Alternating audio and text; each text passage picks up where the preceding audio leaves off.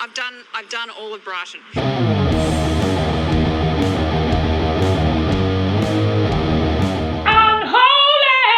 Hello there, you loose units. Welcome back to another episode of Spicy Ball Reviews. I'm, of course, your host, Andrew Isles. Hope you've been looking after yourselves. Hope you've been looking after each other, pulling your heads in, and all that jazz. Welcome back for another episode. Today we are reviewing a horror film. It's been a hot minute. The last horror film we reviewed was a massive piece of shit, so fingers crossed that this one's better.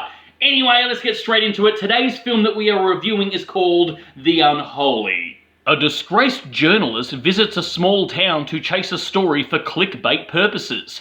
So, a modern journalist then. When he discovers a mute deaf girl inexplicably gains the power to heal the sick after a supposed visitation from the Virgin Mary. As word spreads and people flock to witness her miracles in hope to be healed themselves, questions arise whether there be some evil hanky-panky afoot. When strange events start to occur, our journo soon wonders if these phenomenons are the result of something more sinister, or dare we say, unholy. And that's a synopsis for The Unholy, recent horror film that I saw. It happened. It's directed by Evan Spilatopoulos. I think that's how you pronounce his name. Sorry if I'm butchering it. You know, I know the school that I was at, if you had a name like that, they would call you Evan Spits a lot on us, because kids are fucking assholes. He's written a shitload of Hollywood films. Just look at his IMDb. There's a plethora of films that he's written, but he hasn't directed anything. This is his first, or his directorial debut, and he's not penned to write anything else after this, as far as my research goes, which is fuck all. So that's interesting. They hired a writer to direct this, and I wonder how that all went about. I'm guessing it went a little something like this. Kid, you're a great writer. We've got 80 productions happening at the moment and the release is in a few months and we need scripts for them ASAP. You keen for the job? Fine, I'll write your scripts, but you've got to give me a chance. You've got to let me finally direct something. Oh yeah, alright, yeah, we'll give you this piece of shit, horror script. Horror? Oh, that's a surefire way to get a franchise one day. That's right, kid. You make money on this little shitty horror film, we'll make you the head of the cinematic universe for Care Bears. Alright, sir, one horror film coming up. Who are we kidding? Let's announce the cinematic universe right now. Gotta get ahead of the hype game. The film stars Negan himself, Jeffrey Dean Morgan. It also stars, hey, it's that guy, William Sandler, who pops up in a lot of things and is always pretty solid. To say the least, and also genre favourite Kerry Elwes, doing a horrible Irish Boston accent. The film begins with our disgraced protagonist, who is a disgraced journalist.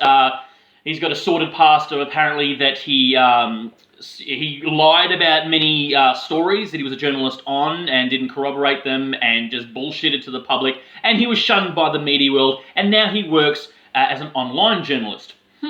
Seems like with the credentials like those, he'd be perfect for working for Vice. There's a dark secret in the small town, of course there is, that dates back roughly about 200 years ago. And then when our journo rocks up, of course the mysterious things start happening again. Now we've got a mute deaf girl named Alice, who lives in the town, and she starts talking, and she's not deaf anymore apparently, because she claims that the Virgin Mary has cured her, and they talk on a regular basis as BFFs.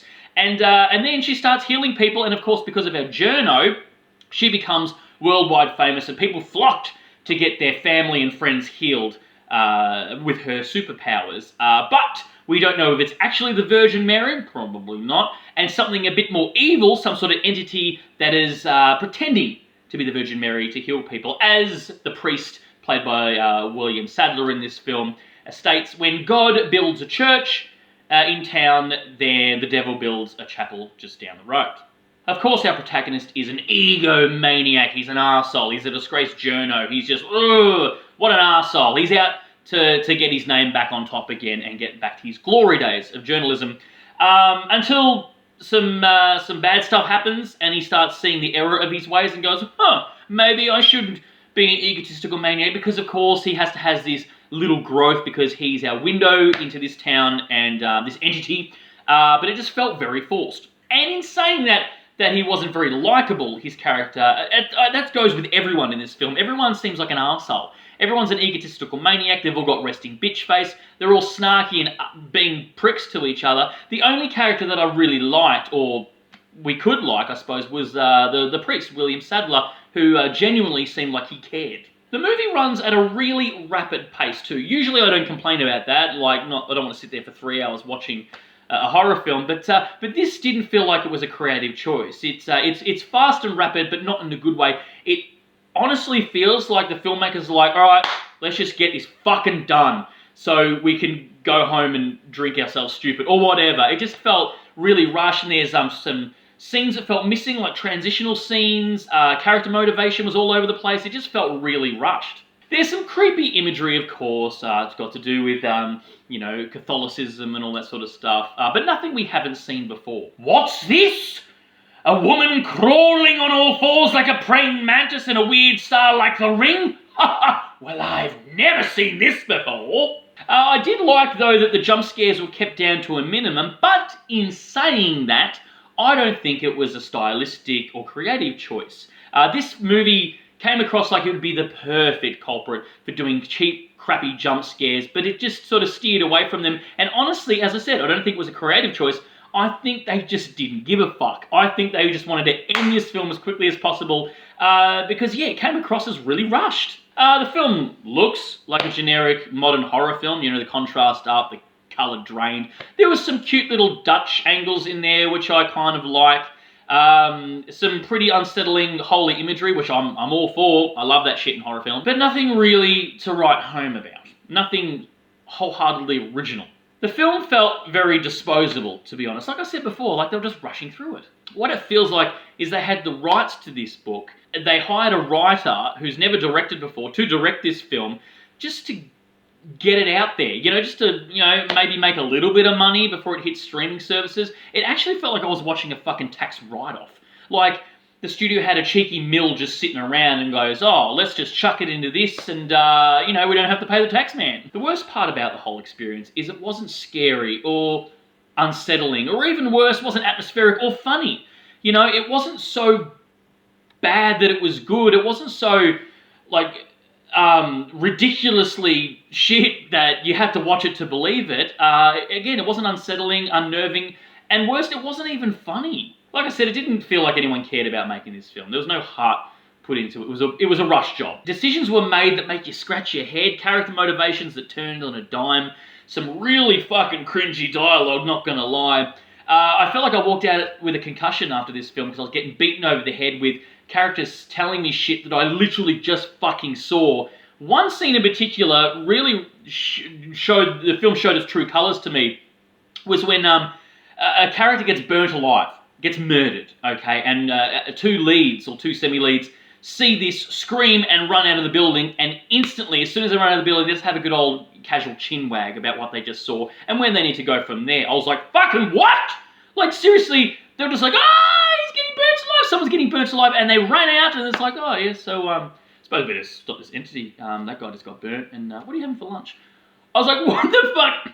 I audibly laughed out loud in the cinema going, what the fuck is going on? You don't care, why the fuck should I? There was no energy, love, effort, or thought put into this film. It was just a fucking paycheck. And I get it, everyone's got to get paid, like the actors, behind the scenes, the filmmaker, all that, everyone's got bills to pay. I understand that, it's okay. But look, personally, I want to make film one day. I've been in a couple, I want to be in more. I'm an actor, I'm a writer, I'm a comedian. I have so many friends trying to break into the industry, film, like writers themselves, DOPs, directors. I have so many people that I know who are struggling and trying to get their passion projects made, and a lot of them in horror too, because horror is the foot in the door per se. They're cheap to make, you can base it all in one room if you really wanted to, you just have to be really creative with your scripts.